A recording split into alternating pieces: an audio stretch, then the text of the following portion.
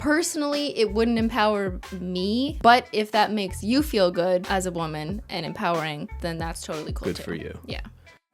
When people argue that sexist and sexually objectifying representations of women are empowering, that women posting pornographic images of their bodies online is empowering, that women being subjected to violent, degrading, and abusive porn sex acts empowers women, or that men's paid sexual access to women's bodies is empowering women, then the word empowering has become meaningless. In a culture that teaches women from the earliest of ages that their value lies in their physical attractiveness and sexual appeal to men, being wanted sexually by men can be validating, but individual validation for being sexually attractive is not meaningful power, nor is it advancing women's collective rights. The power that comes from being sexually desirable to men is temporary, it's conditional, and it's entirely dependent on men's continued approval. Why is it that this so-called empowerment is only found within practices of sexual objectification and not in women's resistance to them?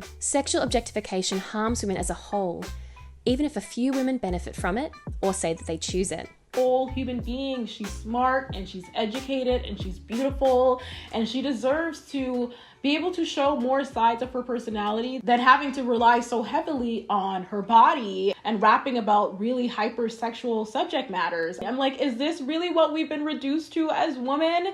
That we're talking about licking and sucking and effing and this and that? Young women and girls see these images and we often internalize them, and it leads to very harmful relationships with our bodies and our self-worth because we can't measure up to this image that we're constantly seeing from these female rappers. Is this the representation? Which again, representation politics, I talk about that all the time. It's not everything, but it is something.